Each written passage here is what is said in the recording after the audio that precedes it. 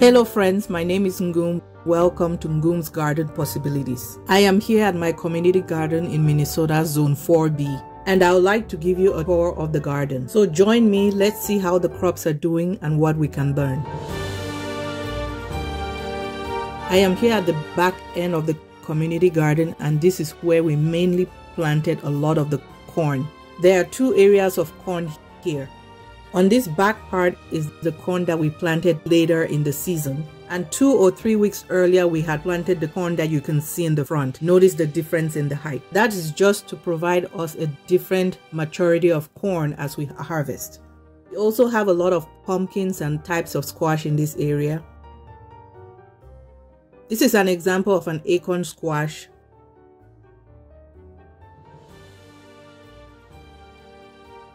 And this is the Cameroon pumpkin. What I love about this pumpkin is that it has the green seeds that you can eat.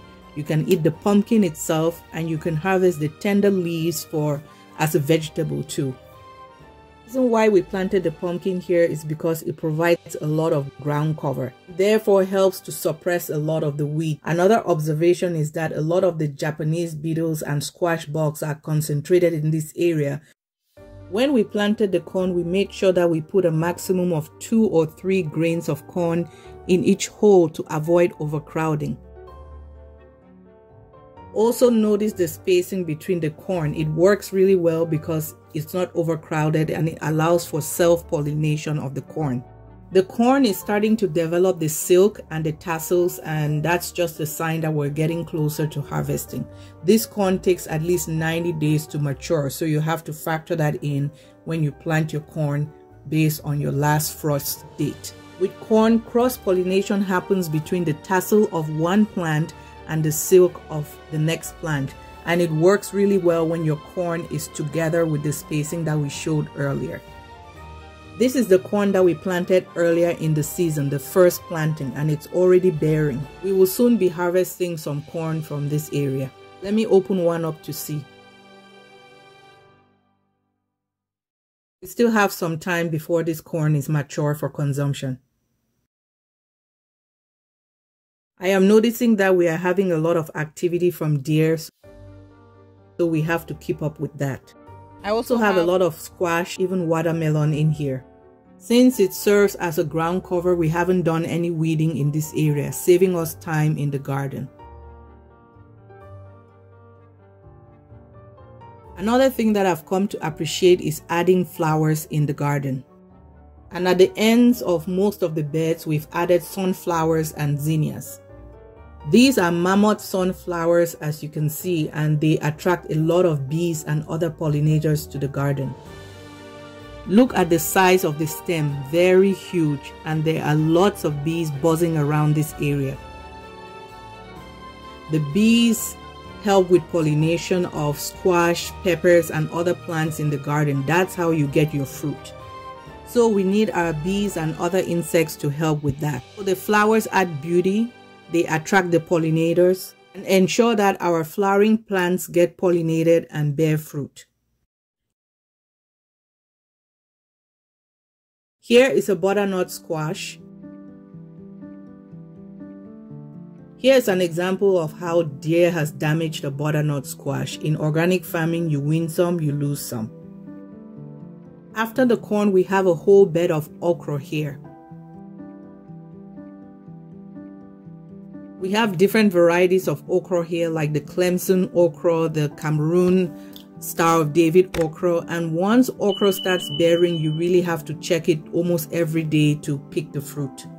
If you notice that the okra is too tough and fibrous and you can't eat it, you can leave it on the plant so the seeds mature and you can save them for next year. This is another variety of okra. To tell if the okra is still tender, if you flick the tip of the okra and it easily breaks, then it's good enough to eat and it's not fibrous.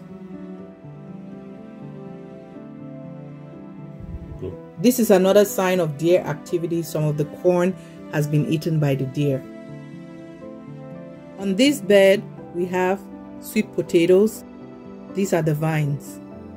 You plant sweet potatoes using the slips, and I started most of those indoors. I mostly have the purple potato, our Cameroon potato, the Japanese sweet potato. Those are drier varieties that I love. On this bed, we have a lot of cucumbers, and in between that, we have a lot of amaranth, also known as green. It's a green leafy vegetable common in West African cooking. It's very easy to grow, comes back year after year, and a lot of pests do not really attack this vegetable. On this bed, we have a lot of watermelon. Here's an example of a fruit. And the way you tell once it's ready is that the tendril at the tip of the watermelon gets dry and the bottom starts getting yellow. But this one is still far from being mature. Here's an example of a butternut squash.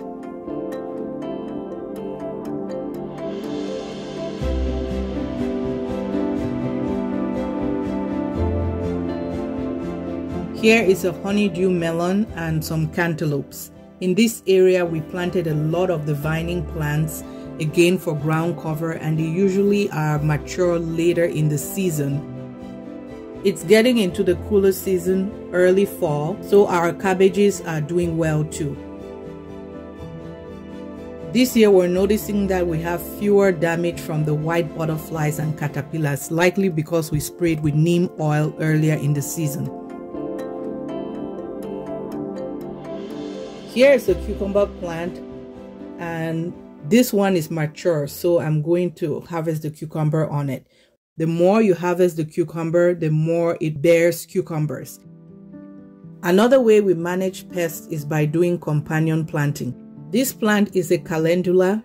It's self-seeded from last year, but if you notice, there are a lot of insects. I think they are mites on this plant, and they are away from our other vegetables, which is a plus. This is an example of the squash beetle eggs on this plant. All you do is check frequently, squash them, and that's how you deal with the squash bugs.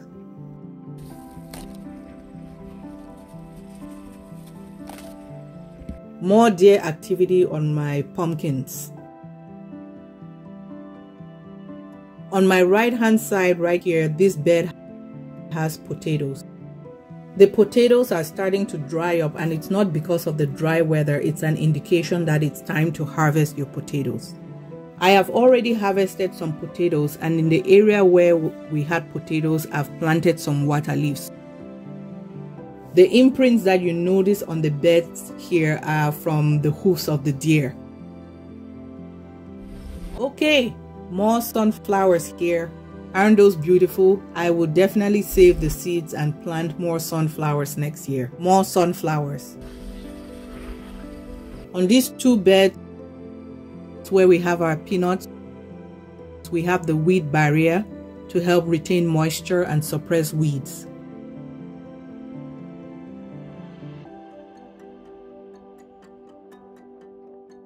Usually that's the last thing we harvest at the end of the gardening season. And then on this bed, this is what you call sweet bitter leaf, another African vegetable. There are two kinds of bitter leaf. This one that is not so bitter, and then there's another variety that has broader leaves and it's much bitter. And in Cameroon, we use that to prepare a lot of our traditional meals. This is green, or the amaranth, and it self-seeds every year. The seeds are dispersed by the wind. I did not plant any of these. This bed has garden huckleberry, also known as njama, another green leafy vegetable common in Cameroon.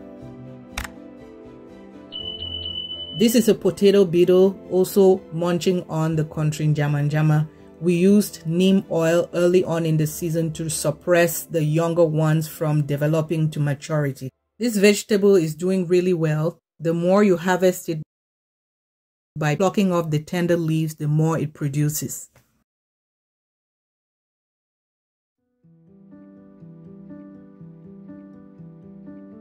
On these two beds, we have our tomatoes, and they are bearing a lot, which is great. I have a variety of tomatoes, 99% of which I started from seed indoors around March or April. Some of them are the Roma tomato, a lot of slicing tomatoes like the Brandywine tomato, mushroom basket tomato, variety of colors and sizes.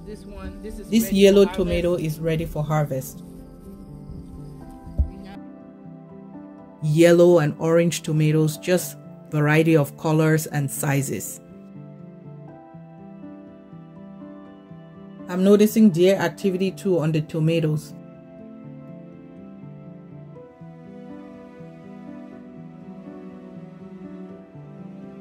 Over here is a Cherokee purple tomato. A friend of mine gifted me the seeds, and you know that they are ripe when the bottom turns red or pink. Here are some heirloom varieties of tomatoes that I bought from the store and saved the seeds and just planted again. Just look at the size of that. This is a kind of Roma tomato. I think it's the Italian bush tomato. I also have the Paul Robinson tomato, the Amish paste tomato, which are less watery and great for making tomato sauce. We staked most of our tomatoes to help support the tomato plant as it grows and bears more fruit throughout the season. Next to the tomatoes, we have our bed of peppers, and we have a flush of peppers here. It has been a good pepper season. This is a habanero pepper plant, and just look at the number of peppers on this plant.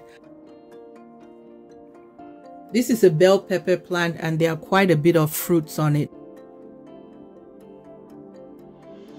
I'm going to harvest a few to encourage the plant to produce more fruits throughout the season, so that it doesn't concentrate its energy on the fruit that's already on the vine. Just look at the size of this fruit. There are red bell peppers, orange bell peppers, purple bell peppers. I have giant Marconi peppers. I have yellow monster peppers. So different kinds of peppers you can grow, sweet and hot varieties. This is a sign of heat scorching from the sun, so you just have to water your peppers really well. If you notice, my pepper plants are really healthy. They don't have any disease on them. Early on, when they are really young, I do fish fertilizer because the nitrogen helps with the leaves and helps the fruit bear. Then once that is established, I just keep up with fertilizing using compost, and then I water really well. At this point in the season, I'm concentrating on watering my plants. Here we have different hot peppers that are doing really well. We have habaneros, ghost peppers. This is a Chinese 5-color pepper, which is a hot pepper. This is a striped colored bell pepper. It's called a candy cane pepper. This is a Fatali hot pepper.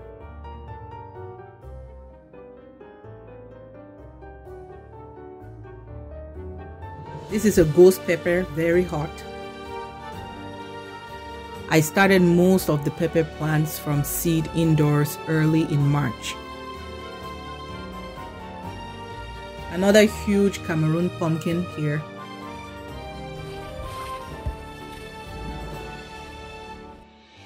Look at those massive pumpkins. These store really well in a cool place in your basement as long as they don't have contact with moisture. On these last 3 beds of the garden is where we have most of our garden huckleberry, also known as njama. The plant is starting to flower and it will get more tough and bitter when that happens, but if you harvest it more frequently, hopefully that should be avoided. I have some leeks at the edge of the beds too. Leeks do really well later in the fall. I wanted to try something new this year, so I purchased a ground cherry plant from a local nursery. It brings me a lot of nostalgia because we used to eat this when we were younger. You can see there's some fruit starting to form on the plant, and once they get yellow and fall on the ground, then they are ready for eating. I planted my cherry tomatoes away from the other tomatoes because they are very bushy and they vine a lot. So I wanted to trellis them along this line between the poles to manage that.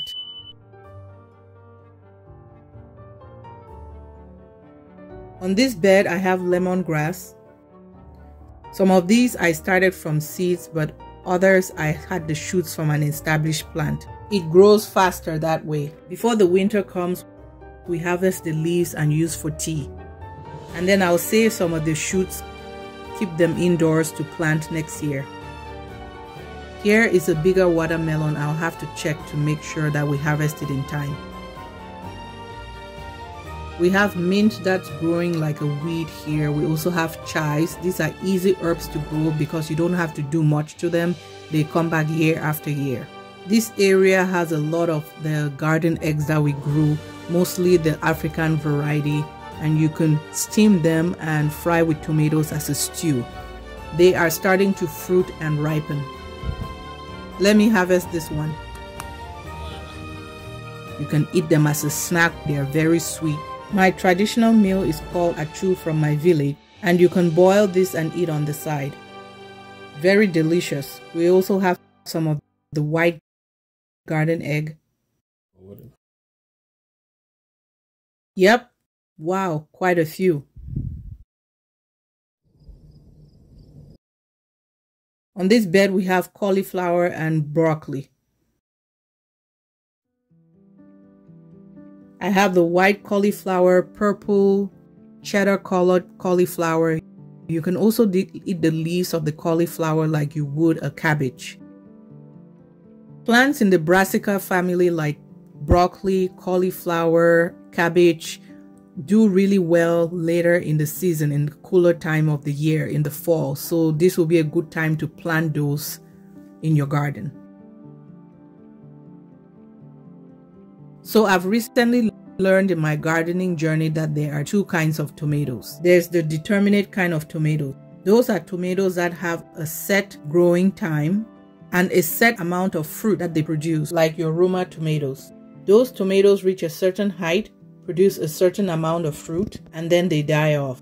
Those you can easily put in a tomato cage like this one, and they would do really well with that support. The other kind of tomatoes are your vining kind of tomatoes. Those are the indeterminate kind of tomatoes. Those grow really wild and tall, and basically they would keep growing taller and taller and producing fruit as long as they don't die from disease or pests or from weather or something else. They will keep producing fruit. They are indeterminate. Those are hard to contain in a cage, like as you can see here. It's best to support them using something like a trellis or a cattle cage so that they are sturdy and provide room for the tomatoes to grow up. And then you can trim off some of the branches and side shoots on the bottom to allow for airflow.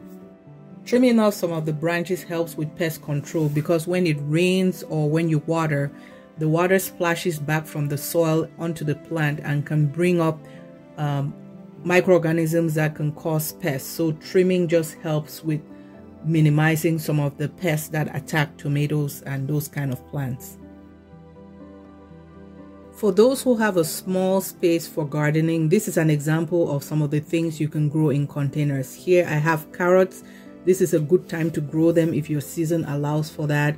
I even have some parsley, I have some kale, I have sweet bitter leaf, sweet potatoes in buckets, and different things. Just an example of things you can grow in a small space.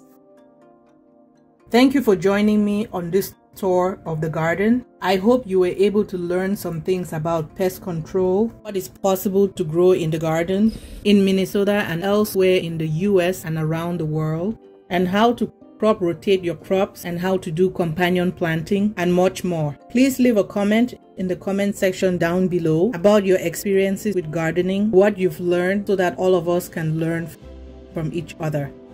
Please, if this video was helpful to you, share, like, do drop a comment, but also subscribe and ring the notification bell so that whenever there's a new video that we upload, be the first to be alerted. Thank you for joining me again, and I'll see you next time. Bye.